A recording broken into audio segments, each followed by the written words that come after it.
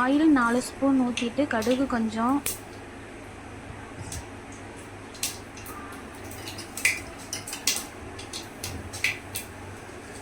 சீரகம் கொஞ்சம், சோம்பு கொஞ்சோண்டு போட்டு கொஞ்சம் கடலப்பருப்பு போட்டுக்கலாம்.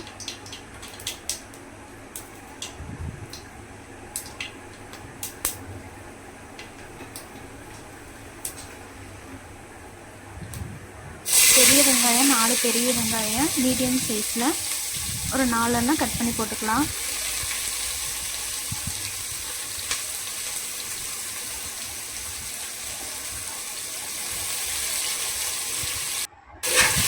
நல்லா வெங்காயம் பொன்னிறமாக வதங்கணும், அது வரைக்கும் நல்லா வதக்கிக்கலாம்.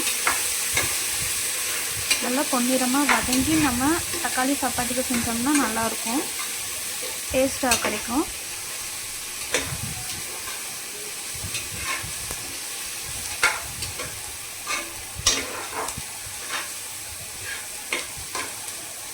நீ கொஞ்சம் வதங்கட்டும்.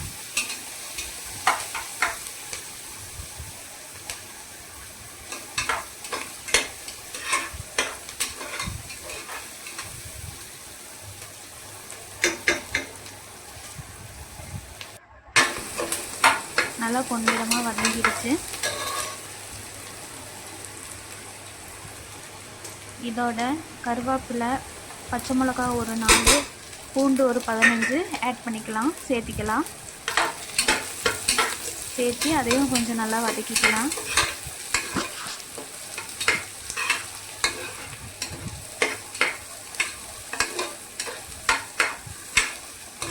ஒரு 2 நிமிஷம் வதக்கிக்கலாம்.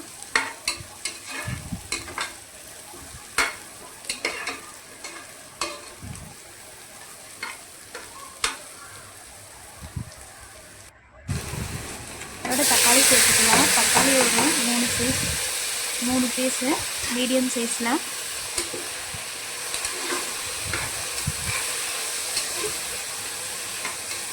நல்லா வதக்கிக்கலாம். தக்காளி நல்லா வதங்கணும்.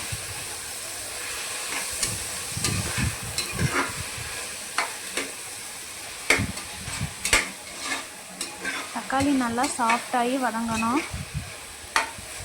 அந்தளவு வதங்கினா தான் நல்லாயிருக்கும் சாப்பாட்டுக்கு.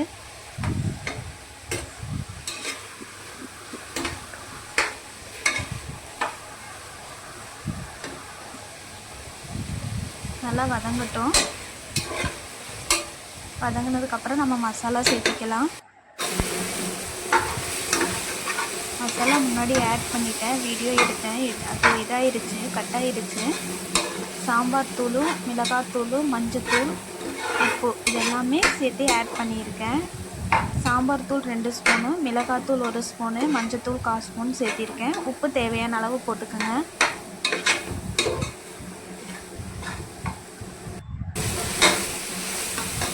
நல்லா வதக்கிக்கலாம்.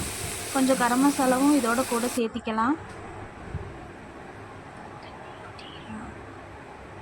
அரிசி தண்ணி 2 கப் ரைஸுக்கு 4 கப்பு வாட்டர் ஊற்றிருக்கேன். நல்லா கொதிக்கணும். கொதிக்கிறதுக்கப்புறம் நம்ம க்ளோஸ் பண்ணி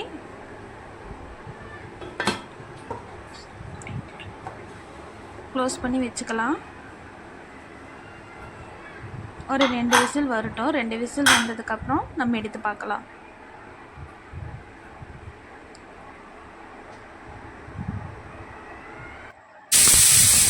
ரெண்டு விசில் வந்துருச்சு.